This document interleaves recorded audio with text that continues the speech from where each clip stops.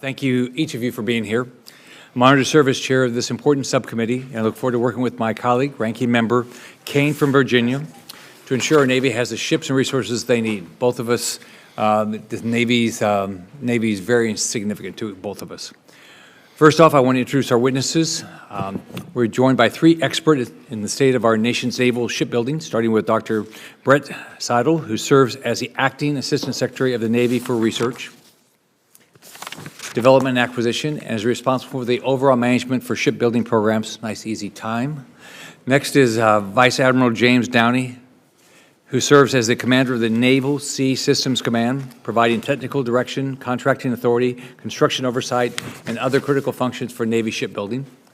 And finally, Shelby Oakley, who is the Director for Contracting and National Security Acquisitions at the Government Accounting Office, where she has reviewed our shipbuilding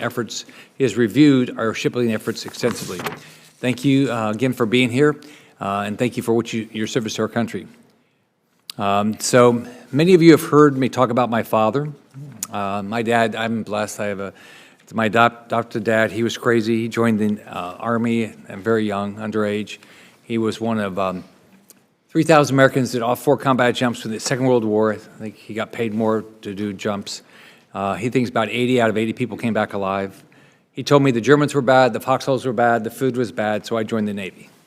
But I'm proud he did all 4 combat jumps with the 82nd Airborne that they did, and then fought in the Battle of the Bulge. I thought the food was going to be better, but it was really not very great. I served as radar man aboard the USS Glover. I'm proud to be a Navy veteran, but we can all acknowledge that it's facing significant challenges and in need of a turnaround. President Trump has made clear that his administration is focused on making our military the lethal fighting force it should be, and I'm glad we have a president focused on this. In the past few years, unfortunately, we've seen the Navy failing to recruit, pass the audit, and most relevant to our discussion today, deliver ships on time and on budget. In the last 5 years, 41 ships were delivered to the Navy. Of those 41 ships, only 4 were delivered on time and on budget. That's 9.7%. So I'm a business guy. I built businesses. No one would consider less than 10% success acceptable. In the private sector, something would have changed. You wouldn't keep using the same company. The company would probably go bankrupt. You clearly change people out. Yet over the past 4 years, we've seen the Navy failing to improve ships, innovate, or deliver things on time and on budget. As a failure to the American people, expect their federal government to use their tax dollars wisely and expect their Navy to be on the cutting edge of innovation to defend our national security. We clearly have to make some changes. I think my colleague, Senator Kane, is in the same position. We want to do everything we can to help with a turnaround, and we got to do it fast.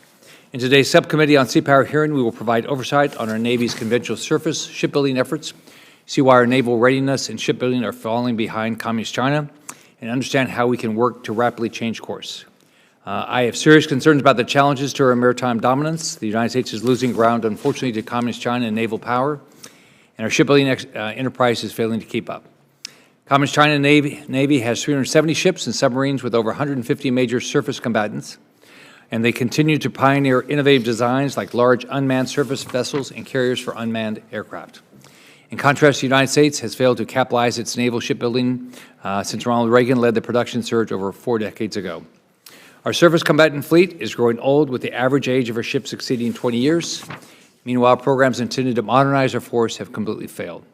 The cruiser replacement program, the Little Combat Ship, the Zumwalt-class destroyers, this failure to modernize forced us to restart production of older DDG-51 Arleigh Burke-class ships as a temporary fix, even though these ships were already desperately in need of innovation to begin with. What's even more concerning is that we don't seem to be learning from our mistakes or taking any significant steps to improve the process. Take the Constellation-class frigate, once intended as an affordable and mature design, as a glaring example of our ongoing challenges. A recent GAO report attributed the program's failures to an immature design with constant weight growth and slow approval processes that have delayed the lead ship by at least 3 years. This crisis extends beyond combatant ships. Our logistics and support fleet, including oceanographic ships, towing and salvage ships, and fleet oilers suffer from the same systemic failures. The common thread here is ships aren't being delivered on time, they are way over budget, and too often they aren't what we wanted. We're past the time for gradual change. We need to take immediate, bold, transformative action to change how the Navy acquires ships in the entire design and building process. If we don't, we're going to continue falling behind our adversaries. The stakes could not possibly be higher. Communist China, unfortunately, their government has chosen to be our enemy, and so our job to ensure the United States Navy has the tools and ships it needs to be ready for whatever may come. Throughout today's hearing, I ask our witnesses to put all options on the table, because if we do not act decisively, the United States risks being a second-rate naval power, unable to defend our interest or deter aggression in an increasingly dangerous world. I'd now like to recognize Ranking Member Kane for his comments. Thank you, Chairman Scott, and thanks to all the witnesses and everybody who's here to talk about this important topic. I look forward to working together as your ranking member in this subcommittee, and you're right that both of us personally, you as a Navy veteran and me as the father of a Marine, but also because of our state's equities, care very deeply about the Sea Power mission. I'll acknowledge the same thing that I acknowledged at the hearing last year, that the hearing takes place during an extraordinary time for the U.S. Navy, and let's start with some positives. Attacks continue on commercial ships in the Red Sea. That's not a positive, but our nation's sailors have demonstrated a absolutely remarkable ability to defend key shipping lanes that permit global commerce, battling back against a heavy arsenal of attacks from the Houthis, and we appreciate the bravery of the women and men who sail into those waters and the skill and competence that they've shown over the last many months. But we know that the Navy today is not operating at readiness levels to match the threats we face around the world. We had the hearing in the full committee 2 weeks back. The Vice Chief basically said that we have an 80% readiness standard for ships and subs. It's somewhat complex the way that what that metric means, but the bottom line is we're at about 62% to the 80 on surface ships, 67% to the 80 on subs. We've seen some improvement in maintenance, but on the construction side, we're not where we need to be. Given the change in administrations, the first year of the administration, we never get the budget in February, so we don't have the budget request for FY26. So I can't yet comment upon how that budget might address the issue of readiness. But we're here today to discuss the state of the industrial base that supports the conventional Navy, how the Navy is supporting the base, and what we need to do to support it in the future. The Navy's industrial base is not in great shape. I don't say any of that to attack either the Navy witnesses, or the industrial base. We have fantastic innovators, but bottom line, for a series of reasons, whether it's supply chain challenges, workforce challenges, inflation, not sufficient attention to the way to allocate the work among those with the capacity to do it, we're not meeting our needs. Despite the best efforts of your predecessors, we have watched as the performance in Navy shipbuilding has degraded across the portfolio.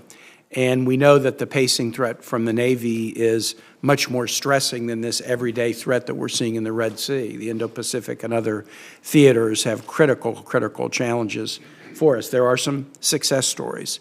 The amphibious warship and destroyer productions are moving forward apace, but Virginia-class sub, Columbia-class sub, the frigate program that the chair mentioned, and others, we've got real issues. I am a member of the Health, Education, and Labor Pension Committee, and I'm sort of particularly focused on workforce challenge.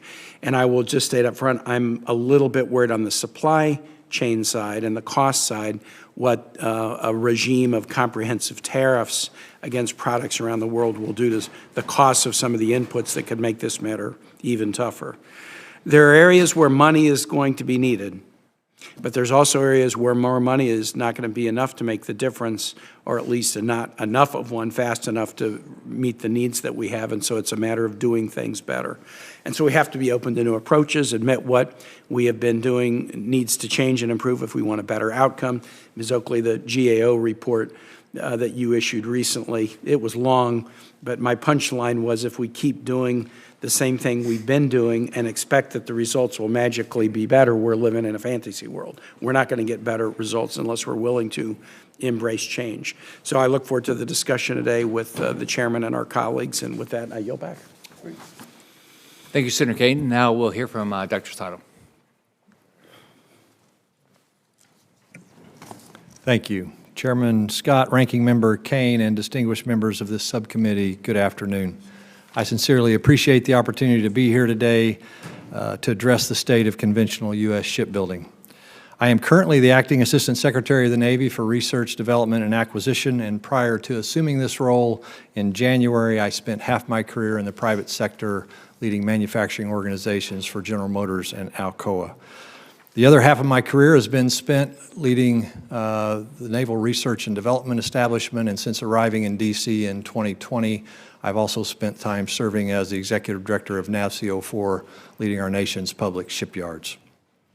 First and foremost today, I fervently believe our Navy has never been more important than it is right now.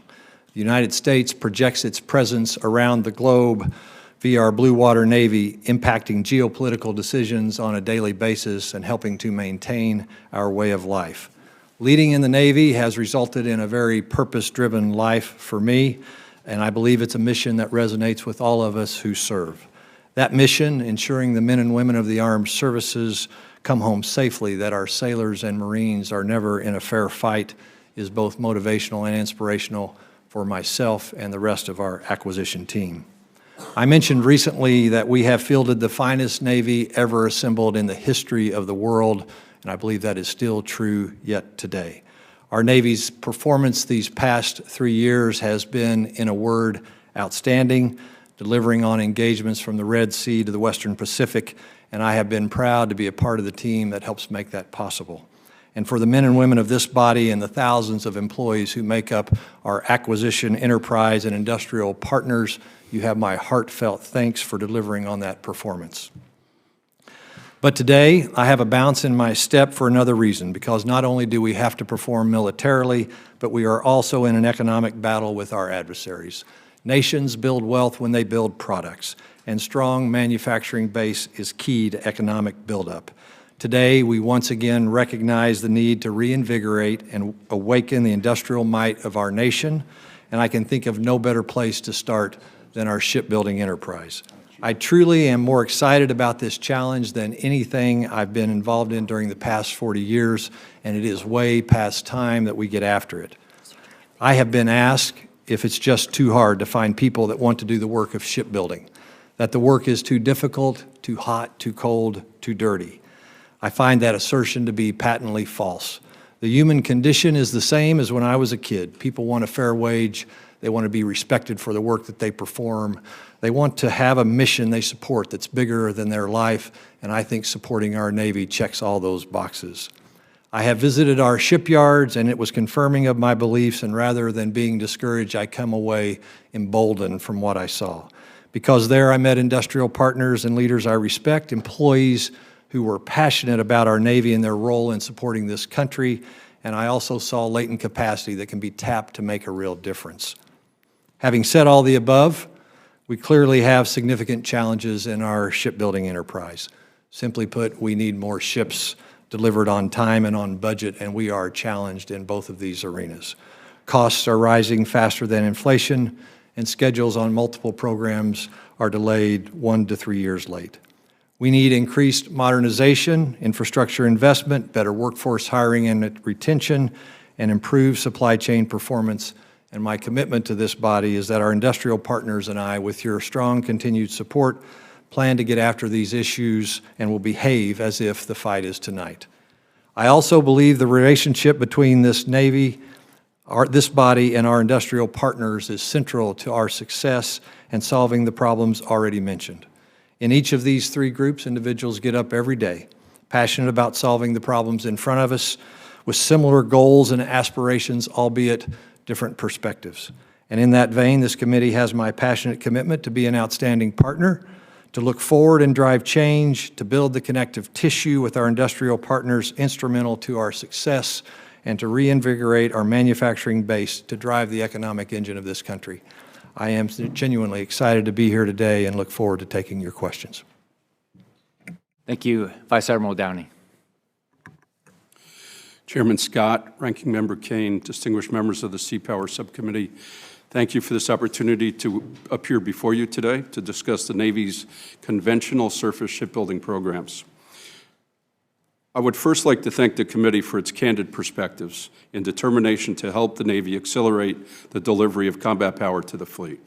Recent testimony before Congress, including testimony and reports from my GAO colleague, Ms. Oakley, have been integral in supporting the Navy's routine communication with Congress regarding the complex realities of shipbuilding in 2025. As the commander of Naval Sea Systems Command, I am privileged to lead a team charged with translating warfighter requirements into combat capability, enabling our nation and its allies to provide persistent presence in peace, project power in war, and assured access at all times. Our focus is on getting our ships and their warfighting systems designed, delivered, and maintained to meet global national security requirements. With any project, and certainly one as complex as shipbuilding, judicious planning is what establishes the foundation for successful execution. As the technical authority for our ships and related systems, NAVSEA is committed to appropriately evaluating costs, schedule, and technical requirements to deliver the right capabilities to our warfighters, recognizing that requirements discipline plays a quintessential role in shaping a program for success. As a best practice, the Navy procures approximately 50% of our surface force to primarily commercial standards. For our combatant programs, with more stringent build requirements, we continually review our military specifications and are committed to doing so collaboratively alongside industry to simplify and streamline wherever possible. We are also actively transitioning design plans into digitized formats, reducing the burden on the shipbuilder. Similarly, we are committed to working alongside industry to ensure our contracts and acquisition strategies are aligned and balanced to the specific procurement need. We continue to face mounting challenges, from shifting demographics and workforce shortages to supply chain disruptions that collectively continue to pressurize our shipbuilding contracts. We need strategic solutions to improve waterfront productivity, and we are evaluating contracting approaches and incentives while also centralizing that data to better access what levers are needed to improve shipbuilding performance. In program execution, our supervisors of shipbuilding provide the on-site technical and contractual oversight for the construction of Navy vessels at our major private shipyards. As of today, the Navy has 92 ships under contract, with 56 ships actively in construction. In addition to these prime shipbuilding contracts, we also have a number of yards that outsource large components, resulting in a more distributed shipbuilding model with somewhat more complex oversight required. With the assistance of this committee, we now have a dedicated deputy commander within NAVSEA overseeing our waterfronts and improving communications and coordination across all of our shipbuilding projects to better deliver capability at the speed and scale of need. When you visit the shipyards and speak to the workers, whether it's welders, machinists, front office staff, or engineers, you understand what it means to them to build a great ship from the keel up, to start with nothing and then to deliver a fully capable warship. That's the product of teamwork in its purest form of execution. This shipbuilding culture, which in some communities goes back generations, is what we focus on cultivating and nurturing. Continuing to do so will require competitive wages, as well as affordable housing, quality schools, and other supporting functions for the shipyard workers. NAVSEA is deeply committed to helping industry create productive and safe workspaces on the waterfront in order to attract and retain the skilled workforce we need to build the Navy our nation requires. And so I thank Congress for these investments in our shipbuilding programs, because these efforts will not only help stabilize production, but will enhance the maritime industry for future generations. I am committed to transparently working in close collaboration with this Congress and industry to meet the Navy's force structure goals. Thank you again for this opportunity to appear before you today. I look forward to your questions. Thanks, Admiral. Ms. Oakley. Chairman Scott, Ranking Member Kane, and members of the subcommittee, thank you for the opportunity to speak with you today about the ongoing challenges facing Navy surface shipbuilding and the solutions that could help turn things around. Let's start with the hard truth. Despite the Navy's shipbuilding budget nearly doubling over the past 2 decades, the size of its fleet hasn't grown. The Navy had roughly the same number of ships in 2003 as it does today, even though it has spent billions trying to expand. In addition, almost every surface ship is now significantly delayed. Meanwhile, our strategic competitors are rapidly building and deploying modern, highly capable fleets. The Navy simply cannot afford to continue with business as usual. For over 20 years, GAO has been reporting that the Navy's approach to shipbuilding is fundamentally flawed. We've issued 90 recommendations since 2015 alone, yet more than 60 of them remain unaddressed. And the consequences of inaction are clear: billions in cost overruns, years of schedule delays, ships that ultimately don't provide expected capability. The biggest driver of the outcomes we see are the unrealistic business cases that the Navy puts forward to support its shipbuilding programs. These business cases don't adequately reconcile what can actually be done within available resources, including technology, design knowledge, industrial-based capacity, and funding. As a result, the Navy's budget requests are founded on optimism to secure funding. Later, as business cases deteriorate and realism sets in, challenges that were predictable from the start begin to emerge. Yet the Navy continues to push forward, awarding contracts for ships that likely can't be built with the resources available. As a result, they arrive later than planned and cost far more than expected. The LCS and DDG 1000, among others, stand out as prominent prior examples of this dynamic. The question is, has the Navy learned from these past mistakes? To some extent, yes. Recent efforts incorporating more proven systems and increasing engagement with industry before contract award are steps in the right direction. But old habits die hard. Take the frigate program, for example. The Navy has already put 6 ships under contract, despite the fact that 2 key systems remain unproven and design changes have led to weight growth that threatens performance. Now, over 2 years in, construction on the lead ship has effectively stalled, with delivery delayed by at least 3 years. This isn't just a minor hiccup. It's indicative of a system where providing a capable ship to the fleet on a time is given less priority than protecting the program budget and keeping money flowing to underperforming programs under the guise of stabilizing the industrial base. This approach directly threatens the Navy's ability to meet its long-term force structure goals that rely on large numbers of frigates. You might ask, is this scenario simply unavoidable? Is Navy shipbuilding just irreparably broken? The answer is no, but the Navy must break the cycle. Our work over the past 15 years, visiting and learning from leading companies around the world, including leading builders and buyers, consistently demonstrates that large, complex projects can be designed and built on schedule and within budget if the right practices are followed. These include things like, first, developing a solid business case, one that aligns technology, design knowledge, funding, industrial based capacity, and time before committing to construction, then continuously evaluating that business case is maintained. Second, adopting iterative approaches that include developing and refining designs and cycles using knowledge gained from testing, validating, and obtaining user feedback. Third, improving collaboration by streamlining decision-making. And finally, strengthening in-house expertise and investing in modern ship design capabilities and digital tools to better execute and oversee programs. These approaches enable leading shipbuilders to develop complex ships in vastly shorter timeframes than the Navy and to be adaptable to evolving customer needs. And our work has shown that they can be thoughtfully applied to Navy shipbuilding. In conclusion, the Navy has much work to do to improve its practices and restore its credibility with Congress, taxpayers, and the fleet. It won't be easy, and breaking with entrenched ways of doing business requires sustained commitment over many years to see real change.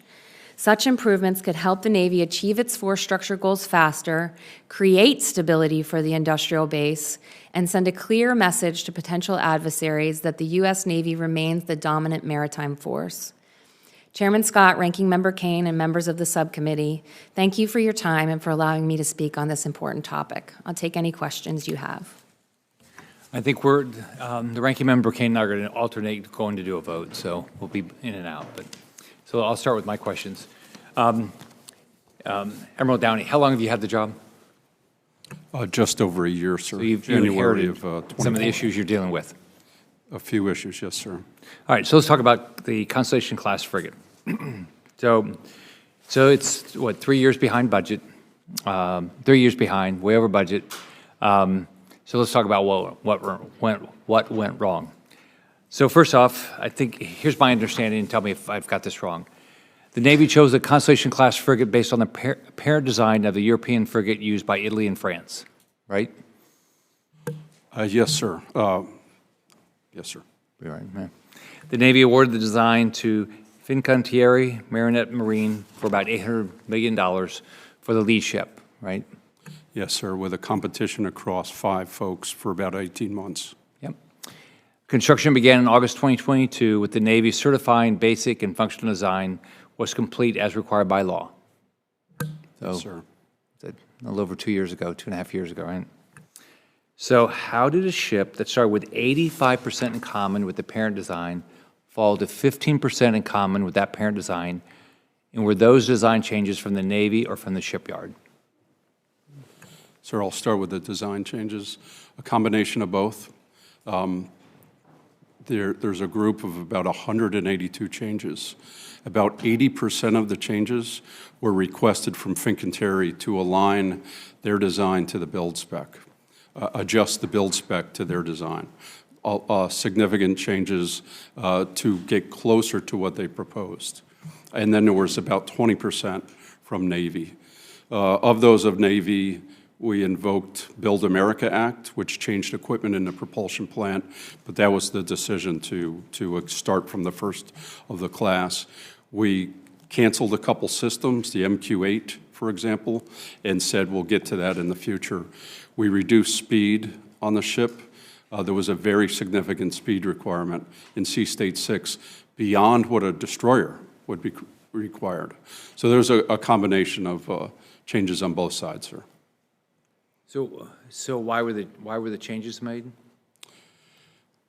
The 20% on the Navy side were to change to the requirements that we had proposed and to cancel. So about 3 changes there, 1 cancellation of speed, and 2 other system cancellations because those programs got canceled out.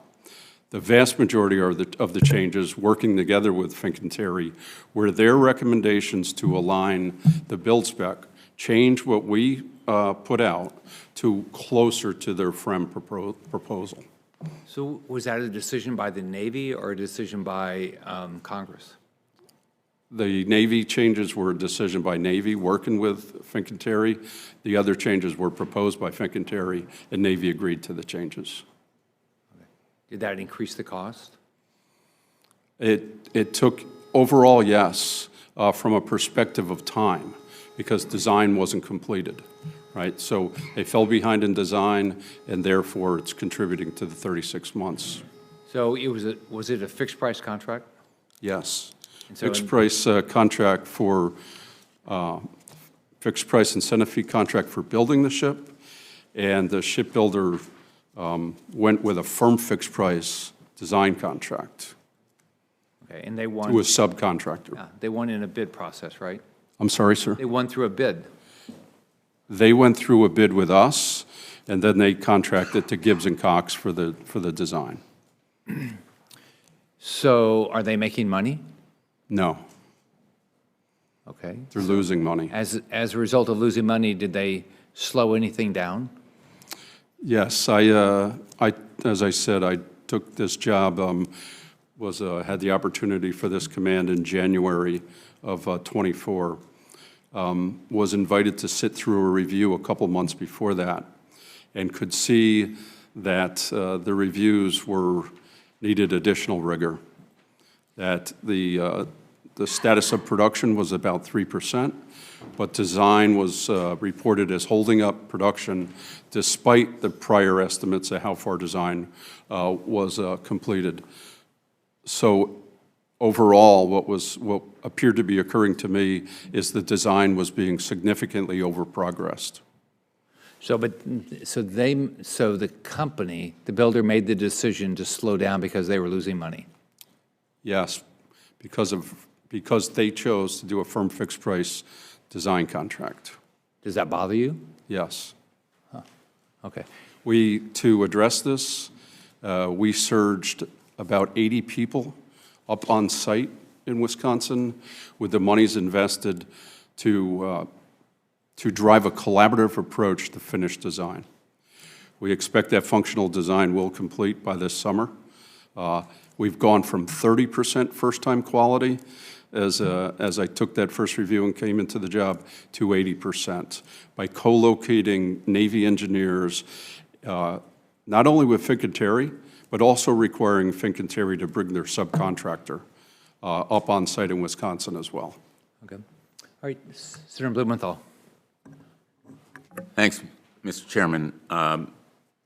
Ms. Oakley, I know that the President's announced a new office to oversee shipbuilding, but on the other hand, the Musk operation, call it whatever you will, and the Secretary of Defense are evidently going to fire people who would be hands-on overseeing and supervising shipbuilding. Am I right that this kind of mass firing of the civilian workforce, many of them veterans, would undermine and potentially set back our shipbuilding efforts?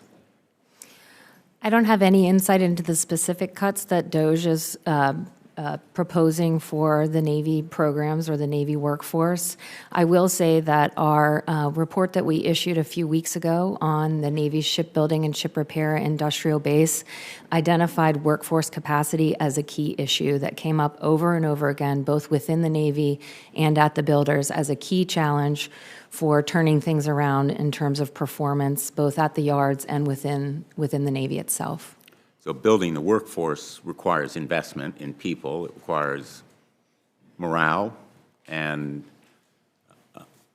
a commitment of support to people who show up for work every day, whether it's building submarines or other ships or supervising the process of committing resources to them, correct? Yeah, I think it would be difficult to build up a workforce without that kind of support.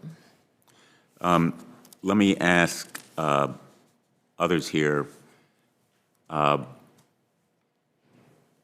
do we build that workforce, which we've talked about doing for years and years in submarine construction, for example, and it isn't getting done, evidently?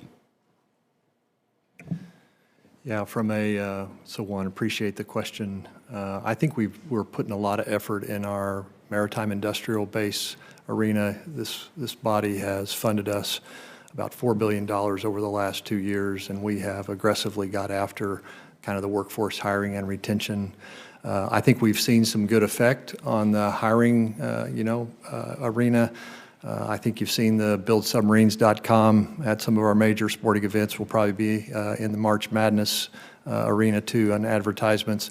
We've had 16 million hits on that site, 2.5 million applications. It's led to about 9,700 employees hired in 23, a 40% increase over 22, another 10K in 24.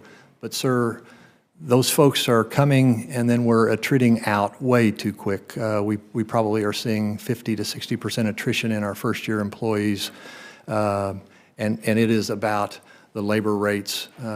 Used to, when I was working in manufacturing in the 80s, minimum wage was $3.35 an hour, and we paid 3 or 4x for $13 or $14 an hour for our labor. Today, it's about 1.2x compared to the living wage, and it's impacting that significantly. Electric Boat is doing a lot of great work in its apprenticeship program and its outreach, in training, in going into the community colleges and the schools.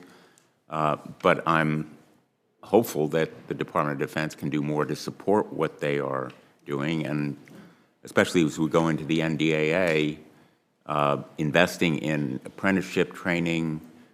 Would you agree that we need to do more of it?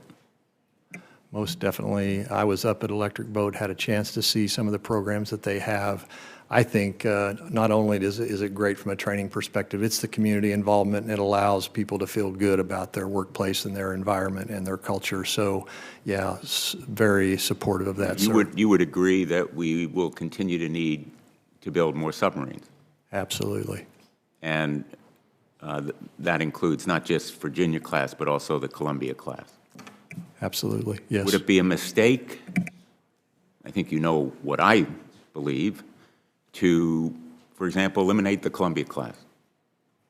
It would be a significant mistake. We have maritime dominance in that submarine arena, and the Columbia class is the most important leg of our nuclear triad, a critical capability that we need to maintain dominance in. And do we need to continue to build the Virginia class?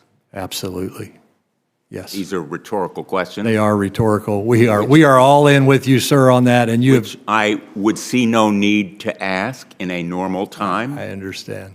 But I'm appreciative that you're on record, and I believe the Department of Navy is as well, and I hope the Secretary of the Navy, newly confirmed, will be as passionate as you and I are. Based on my conversations with him, I'm sure he will be, sir. Thank you. Thank you. Thanks, Mr. Chairman. Thank you, Interim Chairman, I guess, Ranking Member Chairman. How do we, even if we wanted to scale our shipbuilding capacity, even if we wanted to take it to the 10, 20, 30x that we need to even approach what China's building right now, I mean, how do we physically do it? We don't even have the physical shipyards available to build those right now. So from an industrial-based perspective, how do we acquire the physical footprint to start building enough vessels that we're going to need very quickly? So my first reaction to that, there's a lot of discussion around shipyard capacity and capability. There's a study ongoing right now with the Navy and Cape that will be out shortly that talks about the capacity and how much more is needed. I think at this point, the workforce issues that we're talking about and the greening of the workforce is leading to lots of rework. For example, at most of our yards right now, the years of experience is 3 to 4 years. I think unlocking that latent capacity is a lot about driving modernization into the yards, getting through some of these wages issues to have our retention numbers up. All those things starts to play. We also are working on a lot of. I mean, I agree the workforce is key, but I think a workforce will fundamentally and eventually respond to a free market incentive and is relatively elastic. But last time we had to build a Navy fast, Henry Kaiser bulldozed, 10 miles of San Francisco Bay and built a shipyard. And we just don't have that capability anymore. I mean, whether it's, oceanfront real estate isn't available anymore. So, I've heard a lot about the workforce, and I totally agree with you. We're very aligned. The workforce issue, I think, is critical. But I have not really heard anybody yet talk about the real estate issue, which is how do we get the physical space available to conduct the work when needed. So, yeah, of course. I think one of the things that needs to be considered is looking beyond these big platforms, right? Looking to smaller, non-traditional capabilities that could provide that decisive capability for us, in that China fight. Thinking about things like robotic autonomous systems, leveraging those kinds of things. Smaller yards can build those types of ships. And so when you're thinking about building up our capacity for shipbuilding in the United States, we can look toward those types of platforms to be the augmenter to the fleet that we need, not just looking to build, double or triple the amount of, large surface combatants.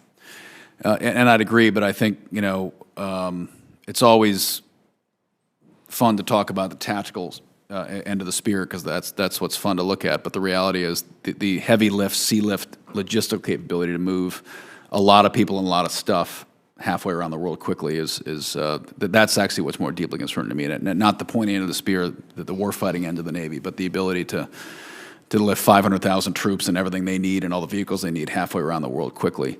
And to that end, my second question, and then I'll yield back there, is the incentives around shipbuilding and the contractors there, and that Senator Scott alluded to, the shipbuilding acquisition model is very dated. It's basically still the same model that we had 80 years ago. Traditionally and historically, a lot of large naval fleets used leased vessels. And instead of placing the risk on the government to buy the ships and the contractors, basically, there is some risk there, but really the risk on the Navy to buy them.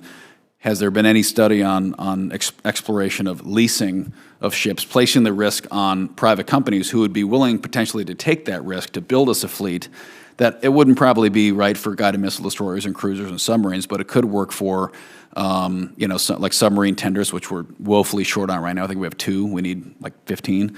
and logistical vessels. Has there been exploration of leasing commercial vessels and putting the maintenance burden, the upgrade burden on the contractors, vice on the Navy? I'll take that one, sir.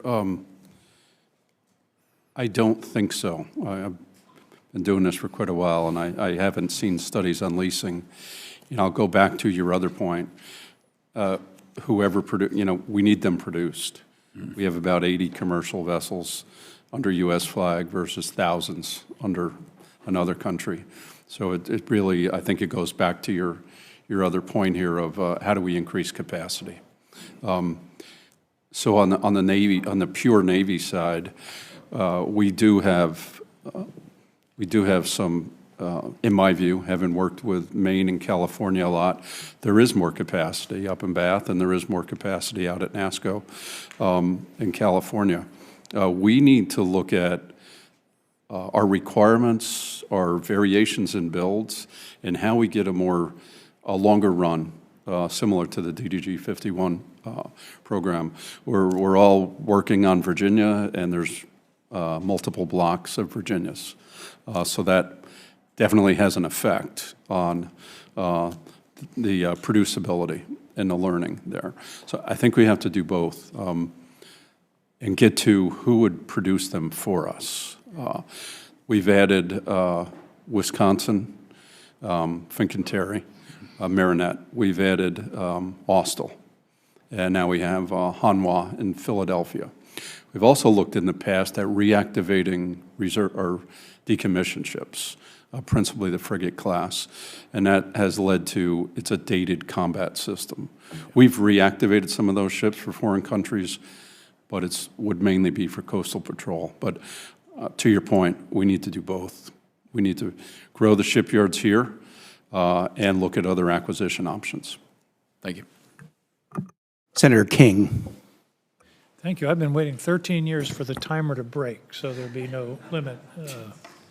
A couple of sort of technical observations before I get to broader questions. One is, as you know, the DDX is in the design stage, and the concern from the point of view of the shipyards, both in Bath and in Mississippi, is that there be a smooth transition between DDG 51 and DDX. What concerns us is a timing trough, because you can't turn on and turn off welders. And so I hope that as you plan out the transition process, that's top of mind, because it would be disastrous for the yards if they couldn't, if there was a lag in demand between the two ships. Doctor, you're with me on that one? Yeah, I am. So we saw the lessons from DDG 51 to DDG 1000 back in the day and how some of that worked out. We clearly are going to be intentional about the transition of DDG 51 to DDGX to keep the production line hot, to then feather in DDGX, and then only taper out DDG 51 once DDGX is up and running. Delighted to hear that. Keep that in mind. Yeah, we'll do. Second point on this developing DDX, Ingalls and General Dynamics are working together on the design, which is a new approach, but it's an important one, and I hope the Navy will continue to iterate with them because having the build yards be involved in the design will make a big difference in terms of construction, learning curve, and all those kinds of things. So I hope that project, which is underway, will be maintained and the Navy will be forthcoming in terms of communication with the two yards. Yeah, just to comment on that, I think I see that as a great opportunity. We're working with them even before preliminary design phase, and it gets to some of the things that you've talked about, Ms. Oakley, that we need to be doing. So excited, and we'll be all about it. Well, having served on this committee for a while, it strikes me that one of the problems we have is requirements creep. At some point, it has to be pencils down. And if you learn anything from the Ford, it's that doing research while you're building a ship is not the way to go. So I think, again, that's as we move toward DDX, we need to say, okay, here's the requirements, here's the design, and let's build it, not let's iterate the design as we're moving through the construction process. That's what's really messed us up in some of these major overrun of projects. If I were going to list the three biggest problems right now in developing shipyard capacity, the first would be workforce, the second would be workforce, and the third would be workforce. And the Navy has to be thinking in unconventional ways. For example, one of the most important things that can be done to develop workforce is to have childcare facilities, parking, the kinds of things that housing in the area. We've had people recruited to Bath who get there and then they can't find a place to live.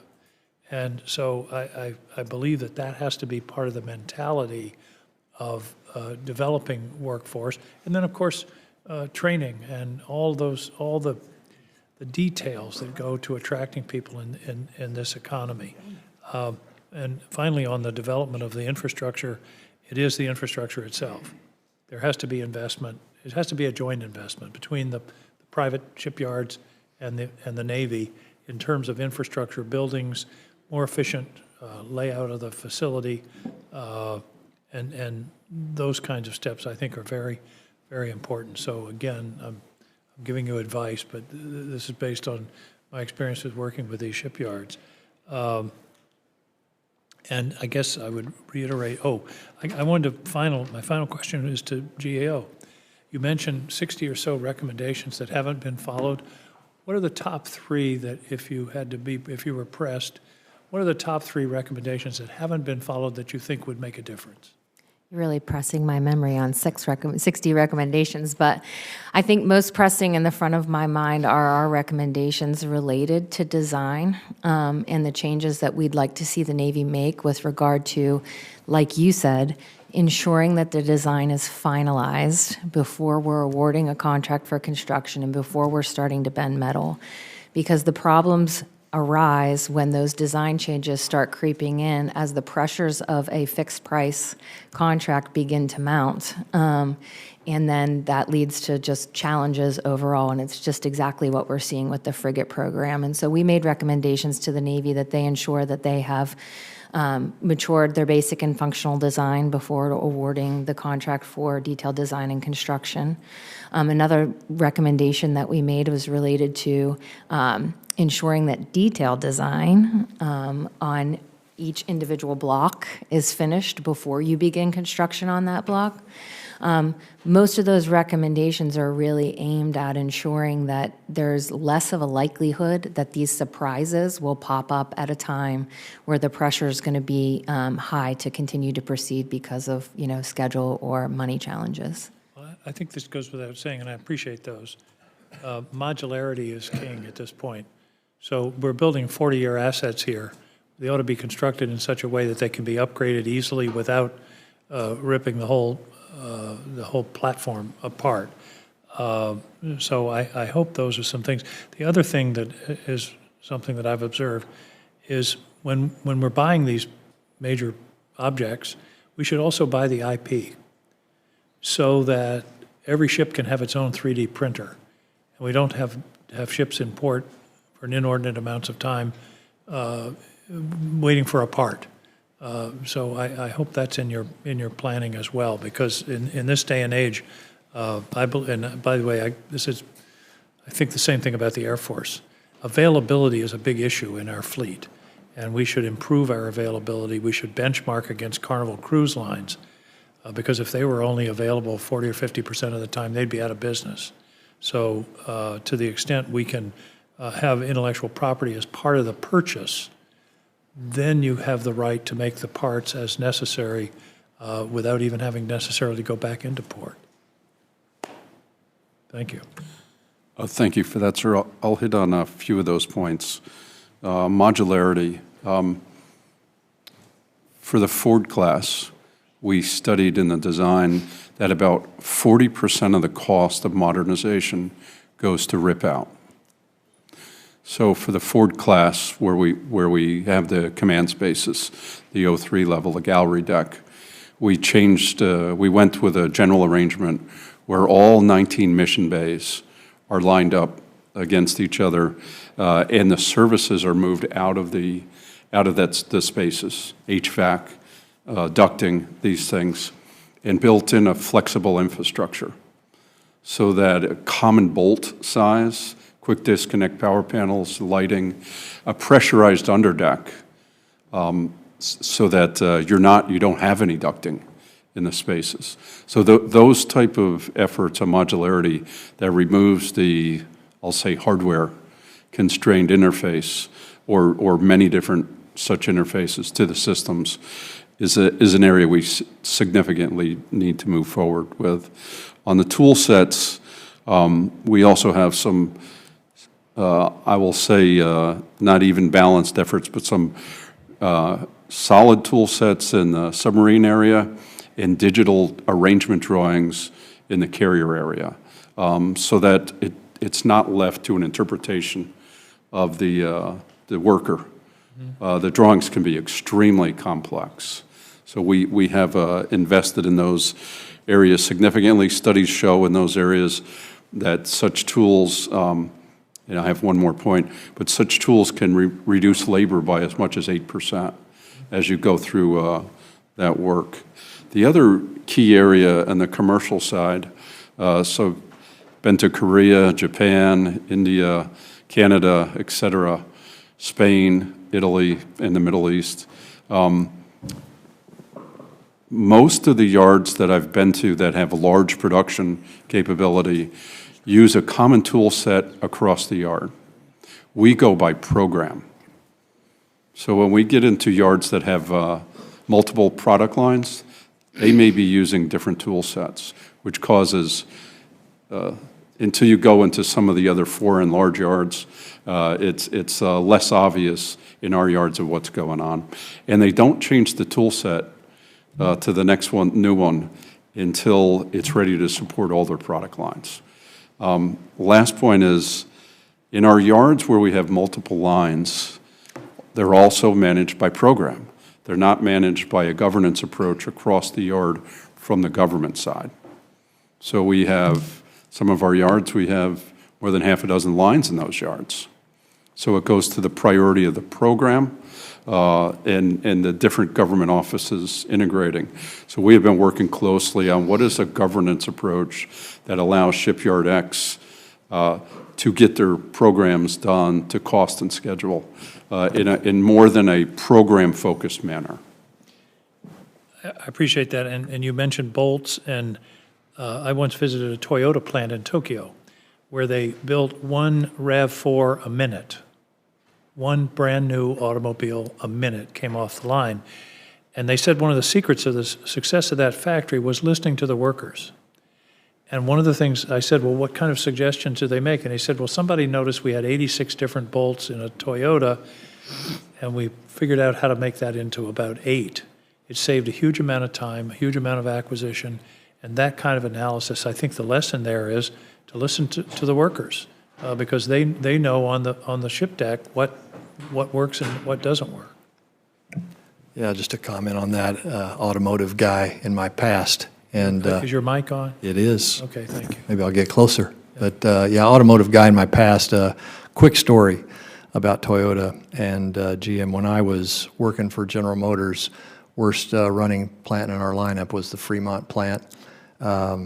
Had about 55% uptime on the assembly line, 20% absenteeism, criminal activity. GM gave up and just shut the plant down in 80 or 81. 3 years later, Toyota wanted a footprint in the U.S. to make vehicles. We wanted to learn TPS, Toyota Production System. They said, let's use the Fremont plant. We said, no, don't. You don't want to do that, right? Bad karma. They convinced us, and then they said, let's hire the people back. And we said, no, you really don't understand. You don't want to do that. But they did it. And in 3 years, it was the best running plant in our lineup, 96% uptime, just an incredible work environment. And you'd go there and you would see folks on fire for what they were doing at their station. And it was because they were empowered to make changes for what they were doing to improve their work and their efficiency and throughput. It was an amazing thing to see the difference.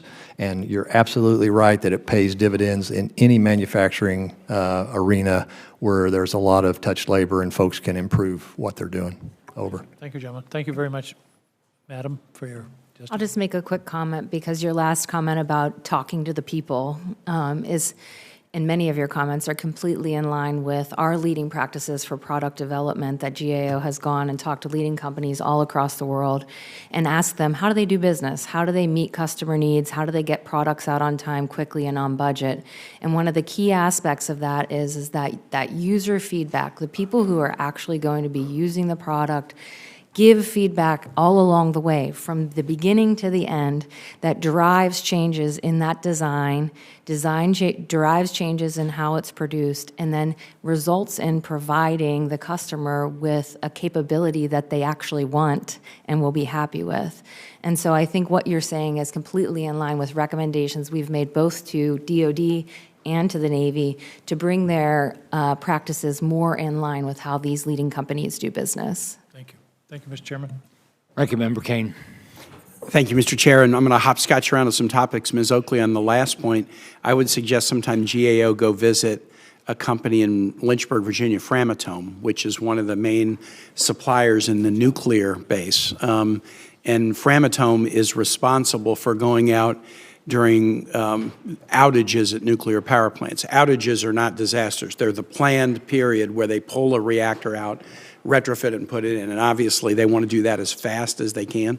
And watching how they are able to do this work of such complexity, surge it and do it in a very short time so that the reactor is not offline and is actually producing power, it makes me a little bit embarrassed as I think about how slow we are in some other aspects of what we do. So that would be one to, put on your visit list.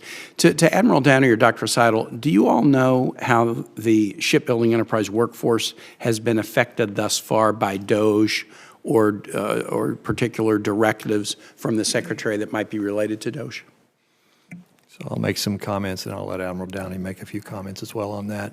And I'll accept no, I don't know yet for an answer if you don't really have the sense of it. But so the earlier comments, I think the first thing that has, that we have been assessing is the deferred resignation program.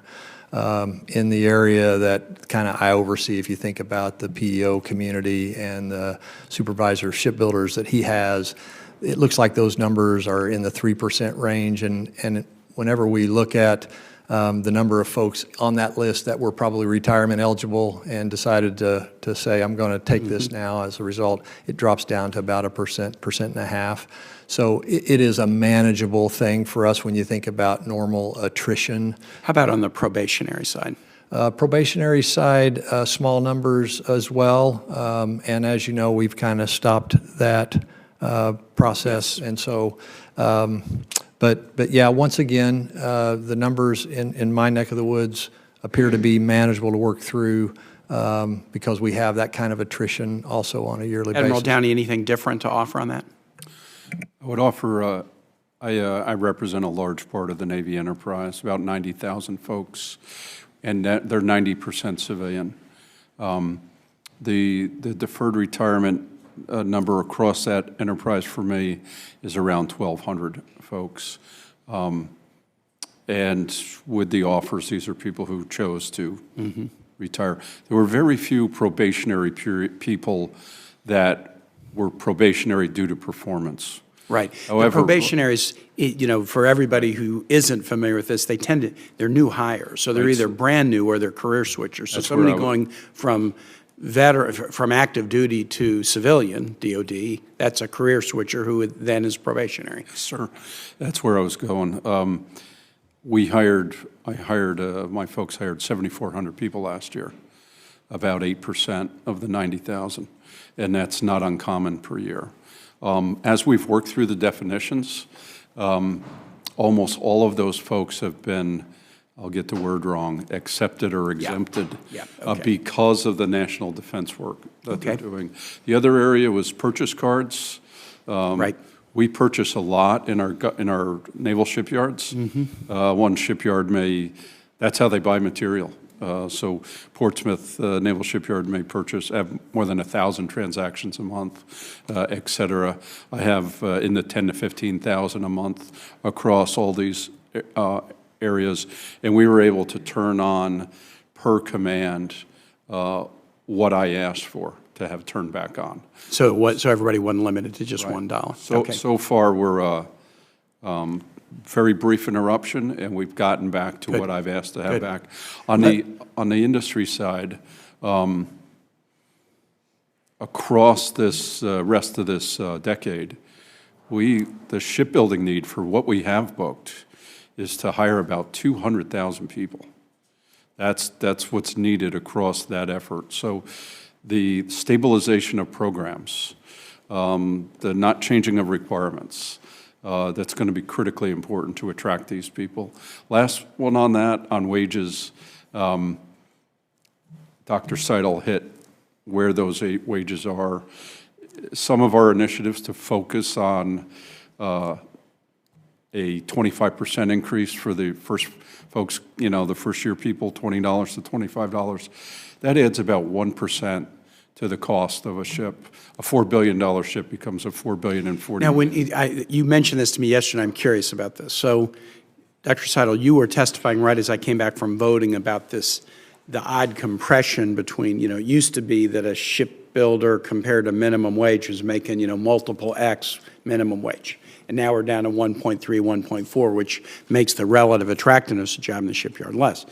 The point that Admiral Downey made yesterday and today is if you increase sort of beginning salaries, and I guess you do some other adjustments so there's not unacceptable salary compression, but if you do a 25% increase, it changes the cost of a carrier, for example, by 1%, because so much more is not in the salary side, and that's an important thing, and I think that's something that we have to grapple with.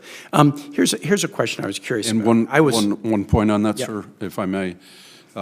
It's not simply to raise the wage, but if we can retain these folks and have them focused, we're going to deliver closer to schedule, and the overall cost is going to come down. Yeah, we're dealing with this greening of the workforce, and retention is really important. Let me ask you this. I was pleased when the President, during his State of the Union on March 4, announced plans to establish a White House Office of Shipbuilding to revitalize U.S. shipbuilding industry. I'm just wondering, have you been read in, or are there yet details about what that looks like? What's the Navy's plan for collaborating with this White House Office of Shipbuilding? How might it be structured? Who might the leadership be? This is 21 days after that speech, so maybe the answer is no, but do you know any more about that proposal? Yeah, at this point, it is still early in the discussions on that. We do expect to have solid integration, have been told that we'll be over there regularly having conversations, but to date, we still haven't moved out on our end yet on some of that. We'll want to keep track Yep. on that from the subcommittee standpoint. Over to you, Ms. Oakley, on something. The GAO had a report that was a December report about amphibious warfare fleet. Navy needs to complete key efforts to better ensure ships are available for Marines. And the report had this conclusion: the Navy is likely to face difficulties meeting a statutory requirement to have at least 31 amphibious ships in the future, given the age of the ships and other factors. There's a provision in the NDA at Section 1023 that requires that the naval combat force of the Navy shall include not less than 31 operational amphibious warfare ships. But it allows to be counted as operational ships that are temporarily unavailable. What's the GAO's perspective on how the Navy is interpreting temporarily unavailable? Because we want 31, but we don't want 31 discounted by a deep fraction of temporarily unavailable ships that we really can't count on to be. Yeah, I mean, I think that report pointed out that some of the things that were considered temporarily unavailable were years at a time unavailable and counted toward that total. Would you suggest that in an NDAA, for example, this year, we should take some of that ambiguity out of a phrase like temporarily unavailable and maybe be a little more specific about what we mean? I think the more specific you can be in given direction to the Navy would be helpful, because then it leaves it up to their interpretation. The other thing I'd mention is that we have recommendations from 2020 that ask the Navy to reconsider how it defines operational availability, because oftentimes those definitions can be based upon a ship just being able to get underway, but not actually being able to do its missions. And those recommendations remain unopened, and there's no action yet on those recommendations. I have one other question I'd like to ask maybe before. I'm sure you have a second round, and I may think of some other things too. But to Ms. Oakley, in your opening testimony, you were kind of assessing some of the challenges that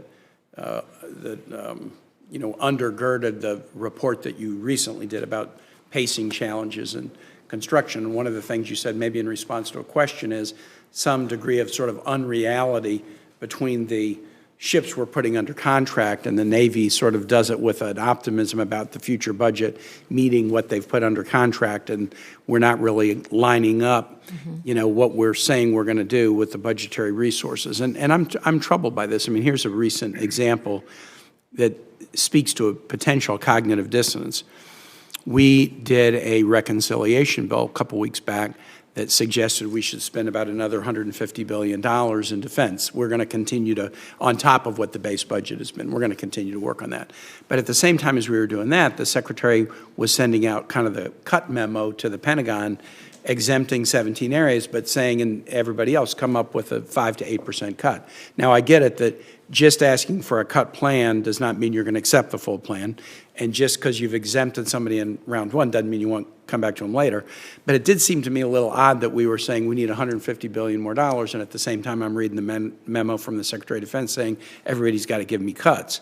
Maybe the cuts are going to be reprogrammed back in, but I just worry that we are not really being like cold-blooded and objective and just truthful. I mean, sometimes the eyes are bigger than the stomach, and we want more than we're willing to pay for. But what is the way we get at that problem? I mean, it's got to be discipline on our shoulders, but it also has to be discipline over at the Pentagon. Yeah, I think there's a couple of ways to get at that. When we're talking about realism, we don't just mean that they can't do what they put on paper under their current budget. We mean that they can't do what they put on paper at all, right? So they walk into these programs oftentimes with these unrealistic business cases that say, oh, the technology will mature, the design will work out, that system will get there on time. And then we structure all of the cost and schedule estimates around that optimism, and then they don't arrive. And then that causes cascading delays and problems, right? And so then the overall top line that's required increases. Instead of putting in the work at the beginning to gain the knowledge that you need to be able to understand, here's what it's going to take to get there, both from a cost and schedule perspective, and then putting forth those realistic budget estimates, those realistic schedule estimates that match with that. Now, that doesn't mean that you automatically say, oh, you know what, it's going to take us 20 years to build this ship, and that's just what it is, right? That's where our leading practices for product development could really be useful to the Navy, because these leading companies, they don't focus on going for a home run every time. They build their products such that they can be designed and iterated on over the course of a number of years. They put in that work at the beginning to understand what is the most important thing that we need to provide a valuable capability to our customer, or to the sailor in this case, and how do we then structure a program that can be done quickly to get that out, all while we're thinking about what is the next iteration, what's the next thing that we can get them quickly.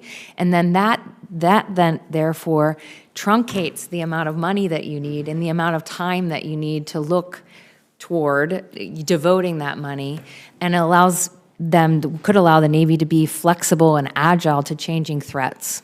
Great. Thank you very much. Okay. I'll just ask a question before Senator Sullivan gets ready. Dr. Sauer, you worked in the auto industry. Were you a supplier, or were you one of the big companies? So first worked with General Motors for about 13 years. Then I was with Alcoa when we stood up a plant to support the big three automakers. Did you ever get a fixed price contract with one of the OEMs? Did you ever agree to build something for a fixed price? I certainly did. Yeah. And when you did that, did you take in consideration you might have to pay somebody to do the work? Sure did. Did you take in consideration what you would have to pay them in wages? Yes. Yeah, probably did, right? And so, did you say, well, that's after you got the contract? Did you go back to the OEM and say, I really don't like this contract. I'd like to get paid more? I'll tell you, sir, we had several contracts that were underwater when I was with Alcoa, really trying to buy our way into that business. the first time, and so we dealt with those, to your point, right? And the We OEMs owned it, They were right? so understanding, right? Right. They just said, sure, we'll just You give you a know, little bit more money. yeah, no, 'Cause it was a bid contract, and you made the decision to go Yeah. into that and get the contract, and then you lost money. There wasn't enough understanding, So sir. did you, when you were doing that, did you say, I heard that Admiral Downing say that the builder just decided, "Oh, just stop working"? Yeah. Did you no. ever do that? No, I did not do Yeah, that, sir. would that have ever helped you get more contracts with That- OEMs? That would not, sir. All right. So did one of the OEMs ever say to you, I'm really worried about your workforce? Yeah. Yeah. But did they say, let me give you a whole bunch more money? No, they didn't, sir. So, Yeah. I mean, what's frustrating to me is that these people go bid on these contracts. So like Senator Kane said, well, you brought it up earlier that there's been wage compression. And I think in a lot of industries, there's been a lot of wage compression. But no one told these companies to set the wage at this wage. Yeah. They made that decision. Yeah, this gets to the business case issues that Ms. Oakley brings up, right? The business case has to stand on its own for them and for us both, Now, right? it's our job to review to make sure. Amen. Like when I ran an auto company. We were a supplier to the big companies. Okay. So my contracts, I had to reduce my prices. I had to find productivity gains every year, year after year after year. I lost the contract by contract. Yeah. They never came to me, shocking, and said, let me just give you a little bit more money. I feel sorry for you. Yeah, It just makes you mad that these people go out there, and what you've said is they're bitching because you can't get a workforce. Whose responsibility is it? They bid for the darn contract. Yeah, in my opinion, right, the business cases right now are not where they need to be for both our industrial partners and ourselves. And so then we have some of these contracts that are pre-COVID contracts as well, and ultimately we find ourselves in a tough situation. Now, sir, I will also tell you, I am a proponent of working closely with them right now to get to the right answer, to make these adjustments, to do the right thing, because our nation needs it. And I also, as I've been out there meeting with them, I see industrial partners that are willing to come to the party as well with us. I can't speak to what's happened the last 2 or 3 decades on that front, but I can tell you what I'm seeing now, right? Senator Sullivan. Thank you, Mr. Chairman. Great questions. It's good to have a businessman as a senator. Okay, boy, oh boy. I don't even know where to begin on this topic, but I think the really good news is the President of the United States and everybody on this committee, bipartisan group of senators, we all want to get at this problem, fix this problem. Boy, I don't even know where to begin. Let me begin, Ms. Oakley. Great job on your guys' newest study that came out, your report. I sent it to the incoming Secretary of the Navy and said, you should read this.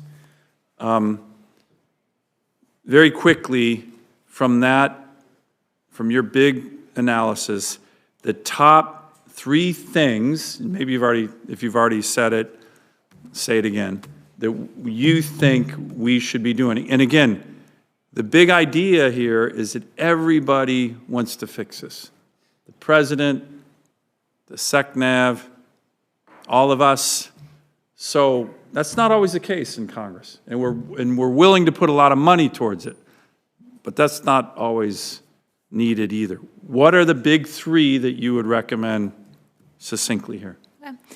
I think you're referring to the industrial base report that Correct. we issued. Yeah, so from that report, I think the biggest thing is that the Navy needs to ensure that it seizes this bipartisan support and opportunity that it has with all the investments that are going into address the industrial base challenges and issues.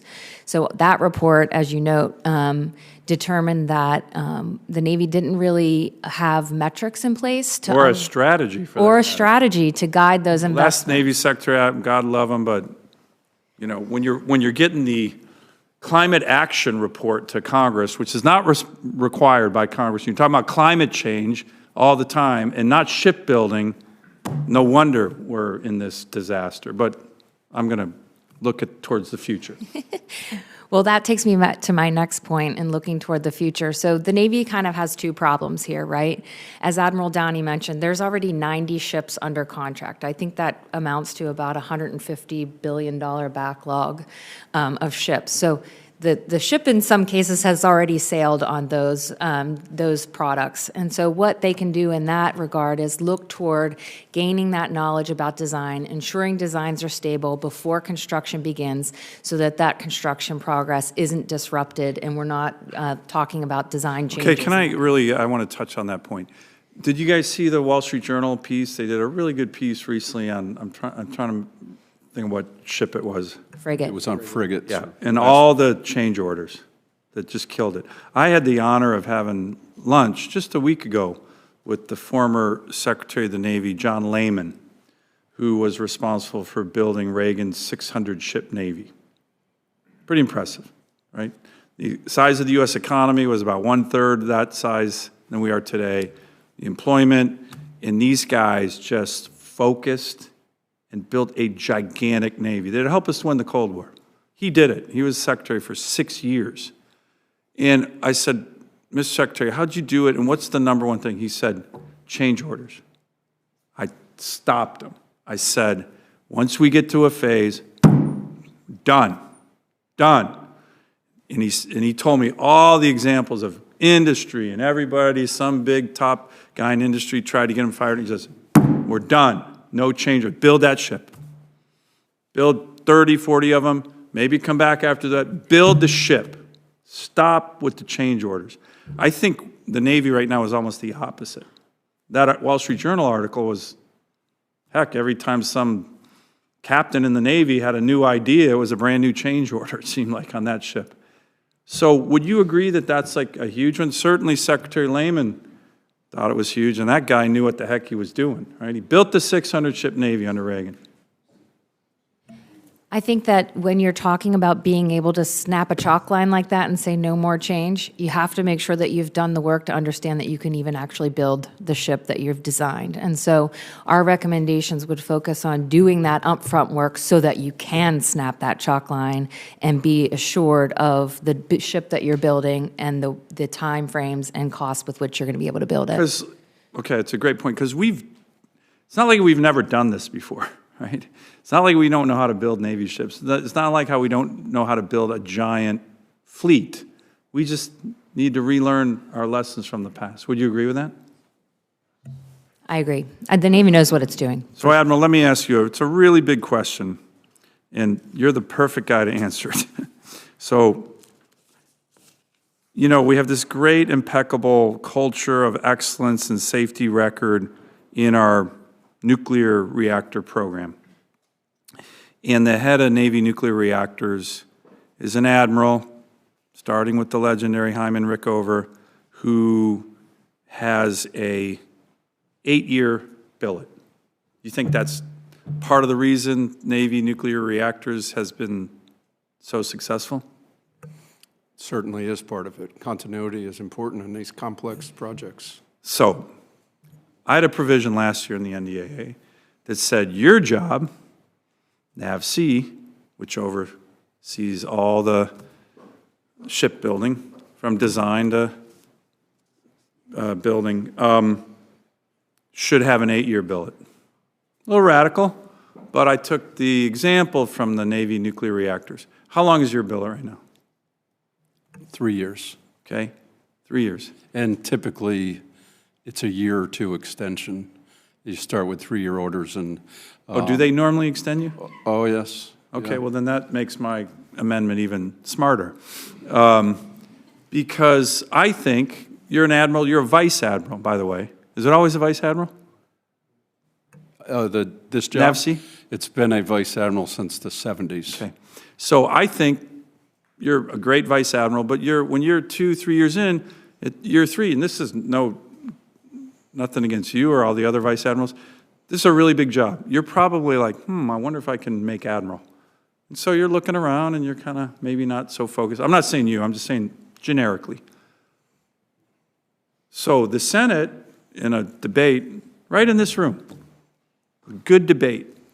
Everybody, I got Democrats, Republicans pushed back on me, and by the end, they were like, geez, Dan, this makes a lot of sense. Let's do 8 years, NAVC, like the Navy nuclear reactor's head. In the last 3 years, he's a full admiral, 4-star, and that way, and it's your last job, just like Navy nuclear reactors. Now, we were told the Pentagon and the Navy hated my idea. When it went to conference, they stripped it out. So there you go. An innovation that I think was pretty darn good. You're even telling me that normally it's 3 years, but they say, oh, you might be extended 1 or 2 if we need you. No, let's just say, like Navy nukes, that NAVC should start as a 3-star, get promoted to a 4-star, 8 years. So you are responsible for designing and building ships. 3 years, I mean, how long does it take to build a Arleigh Burke guided missile destroyer? Typically. About 5 years. Yeah, so you can't even oversee the building of one ship. Is that correct? Not from start to finish. No, you can't. How about a frigate? How long normally? Well, frigates from the past, we're still working on that schedule now. I know you are. But this started in '22, and we're forecasting a 3-year delay, so 7 years. Okay. But it should be back to the 4-ish year point of But view. even that's 4 years, right? Yes, sir. Okay, so now I know you probably got to get permission from Big Navy to answer this question, but what do you think about the idea of having the NAVC, like the head of Navy nuclear reactors, be in an 8-year billet, oversee it, own it, and then you retire as a 4-star admiral when you're done? Just the way Admiral Rickover did, just the way pretty much everyone else did, with the exception, I think, of Admiral Richardson, who did such a good job, he was promoted to CNO, but that was unusual. What do you think of that idea? Especially, how many years are you into your current billet? Just over a year. Okay. January of '24. So do you think you'd be able to do a better job if you were looking at your current billet and saying, I have 7 more years to turn this machine around? Or right now, you're like, geez, I got 2 more years left. I wonder if I'm going to make 4-star admiral. I wonder if I should be looking around. What do you think is better for you? So a couple technical nuances. There is no 4-star. I'm an engineering duty officer. So our last 4-star was Admiral Rickover. We can make the NAVC. We can make the NAVC admiral in his final 3 years of an 8-year billet a 4-star admiral. Well, That's our. I understand. My point is, I'm not out looking for another one. No, look. None Not of that this I is. wouldn't love to stay. I'm using you as a generic example. what None I of this would- is directed at you. You're doing a great job. What I would offer is my most complex jobs I've had have been more than 3 years. Okay. Not by initial design, but had a certain destroyer program and wasn't leaving even after selected for flag until that ship was delivered. And isn't that make my point, kind of? And if NAVC typically gets extended beyond 3 years, which sounds like it does, isn't that make the point of what we're trying to do here? Because this committee and the U.S. Senate agreed with the amendment. We passed that amendment, got stripped out in the House conference. Continuity is usually a good thing. Okay. And then you can do whatever you need to do to the person if they're not performing. Another nuance, it's a little complicated, just my personal comment. As you promote halfway through, Oh, right. who relieves you? Does a 3-star relieve a 4? Yeah. So it's a little, that long run's got to be thought of. Don't we do that with Navy nuclear reactors? No, That's always 4-star a- relieves a 4-star. Okay. All right, well, we'll figure that out. Anyone else have a view on that from our experts here? I'm way over my time, sorry. I'll answer it with a question. Any large corporation that has complex products, do they change out their leadership that quickly? There you go. That's consistent with my knowledge.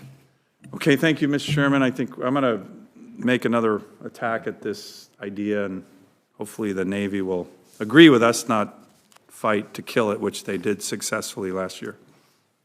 Thank you. Admiral Downey, could a shipbuilder, let's go back to what Senator King was talking about.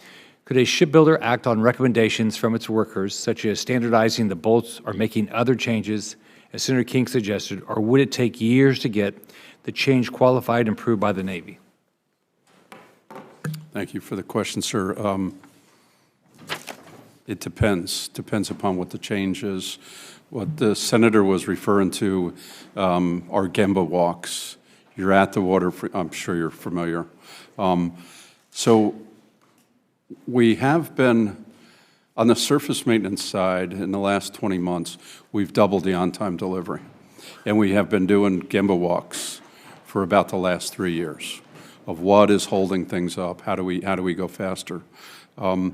Getting it into the larger complex system, it takes longer than that, and we've seen that. So we've been really focused on additive manufacturing efforts. We've got about 15 different major projects going on and moving those parts, as an example, from 900 to 9,000 available. We need to move much quicker here. We are not moving quick enough. Why does it take so, you know what I don't understand? I was never in the shipbuilding business, but why is it, I don't get why it would take that long to build a ship. I mean, you know, you have all the parts, and so why would it take, I mean, you can see maybe it'd take 2 years to build a ship, but 4 years, 5 years, 8 years? I mean, if you just start thinking about it, if the way we do manufacturing in this country, it didn't seem like it would take that long. Right. So that's an area we need to improve. We don't have all the material up front. We buy it throughout. So the committee, Congress has supported us significantly in the last few years of changing advanced procurement from 2 years to 3 years. Half of our material in the last 3 to 4 years, 5 years, is taking half as long again so we don't start with all that material there, even if it's a follow-on multi-year. We need to affect that and make sure we're ready. We need better efforts in kitting the jobs for the workers, that the hours that are effective as we analyze them, it's not where it needs to be. They're back and forth to the work site. But that's the responsibility of the company that bid on this contract. Yeah, I'm not arguing, I mean, sir. that's what's frustrating about this, is that's their job. Nobody asked you that when you were in the auto business, did they? No. I agree with you. How long does it take to build a cruise ship? It's closer to the couple of years. Do you know? Yeah, we benchmarked. The longest commercial ship that we benchmarked took 52 months. The quickest Navy ship that we benchmarked was somewhere around 90. So a Complex commercial cruise ship took 50 at most. at most. And what was the like the second one of this, you know, when like Royal Caribbean has all these ocean or whatever, well, how much did the second one, after they built that first one, that design? I don't have that data, but it's never longer. Golly, it just doesn't make sense. So, I mean, it doesn't make any sense to me why we're doing this. So, Dr. Saito, so why did the Navy use a firm fixed price contract for the design and construction of the frigate? What was the rationale, and do you think that was right? I can't speak to the rationale of that, and honestly, Admiral Downey might have better sight picture on that. We certainly talk a lot about firm fixed price for lead ships is not what we typically want to do, right? That's not how we are typically trying to roll. So not sure about the decision back at that time. I can pull the thread on that, or if Admiral Downey has additional insight. But it's not typical what we would do for a lead ship. Go ahead. The Navy awarded a fixed price incentive fee with the shipbuilder, and for a first of class. And then the shipbuilder awarded a firm fixed price with their subcontractor. I don't know why we didn't say, why are you doing that? How is that risk balanced? But we also awarded a fixed price incentive fee for TAGOs, for example. So there's some, you can trace this back several years ago, that there was more than one, there was more than two, there was 3 or 4 programs that we're starting first of class with, and we're doing fixed price. And having been involved with this business a long time. Generally, that's not a risk-balanced approach for a first of class. Ms. Oakley, so when you give them these ideas, and then they don't do them, do they tell you you're crazy? Do they just ignore you? What do they do? Thankfully, I've never had anybody in the Navy tell me I'm crazy. They just ignore you? Yeah, it's just a lack of action in a lot of different respects. I think also, too, the recommendations don't get elevated to the level that they need to be able to be resolved. And I'm glad to be able to work with Dr. Seidel, going forward on how we can get some of these recommendations implemented. Okay. I'll make a comment on that. We met last week to talk about this as well and spent some time together. I think in the past, we typically are talking to each other via reports, which is not really the way to get after it, right? And I think we can do a lot better job of working closely with her office, and I mean that sincerely. Yeah. Going back to what Senator Sullivan said, the problem you have if you sit here, who's responsible? Nobody, because we change people out all the time. So it could, can you say John was responsible or Sally was responsible for the frigate not being done on time? Yeah. In business, you could. Yes, sir. No. Multiple folks involved and multiple turnovers over that period of time. And has anybody been held accountable? Not from a termination perspective. Didn't get promoted? Yes. I will share, I've terminated for cause, relief for cause, multiple folks. I terminated the Ford program manager when I was the PEO. I terminated the shipyard CO and XO out in the Far East this fall. And those aren't decisions that you ponder. Yeah. It's not fun, but those are decisions that have to be reported to Congress, and you got to move out on it. Overall, where that is appropriate, it has, in the longer run, a positive effect on the workforce and the product line. Yeah, in business, no one wants to fire anybody, right? It's not your fun day, right? You get, boy, today, I'm excited. But if you don't, then nothing happens. So, right. Yeah, I'm done. And Senator Shaheen is on her way, so as soon as she comes in, I'll depart.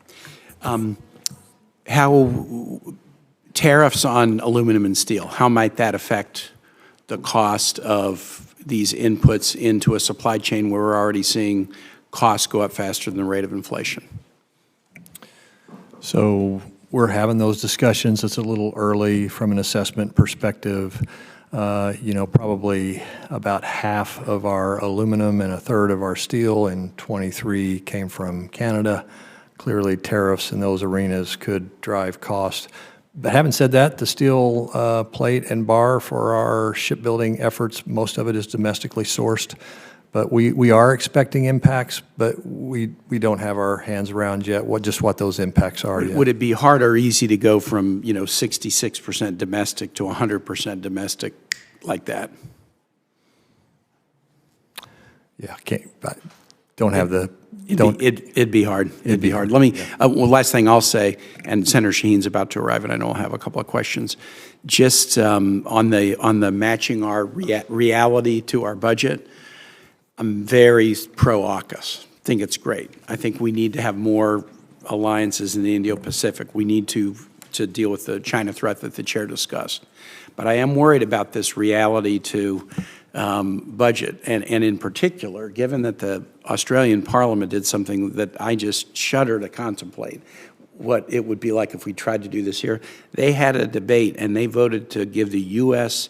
$3 billion for the U.S. workforce to help build subs for Australia. So imagine we were having a debate on the floor of the Senate about we want to give the UK $3 billion to help us do something. It would be a very tough debate. They did it, and they made the commitment, and it demonstrates the concern that they have about China, obviously. But we have a lot at stake in trying, once they have gone out on that political limb, way out on the limb, we've got a lot at stake in trying to make sure we can meet the commitment. And so we need to meet our own needs for sure, but that's a huge commitment that they've made to us, and we need to reciprocate.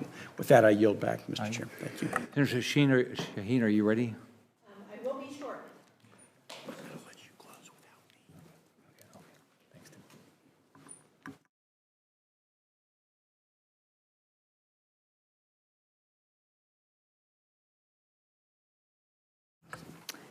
So I think this is for Dr. Seidel. Am I pronouncing your name correctly? You most certainly are, ma'am. All right. Thanks. As you know, at our nation's 4 public shipyards, and actually Senator Kane may have raised this concern, the maintenance and sustainment mission is critical. With that in mind, I wanted to ask about the future of the SIOP program, which is very important to the Portsmouth Naval Shipyard. And I hear that the Navy's getting close to a decision on the infrastructure upgrades that are required for the Ford-class carrier program at the Puget Sound Shipyard, and that this will be the largest construction project that the Navy's ever undertaken.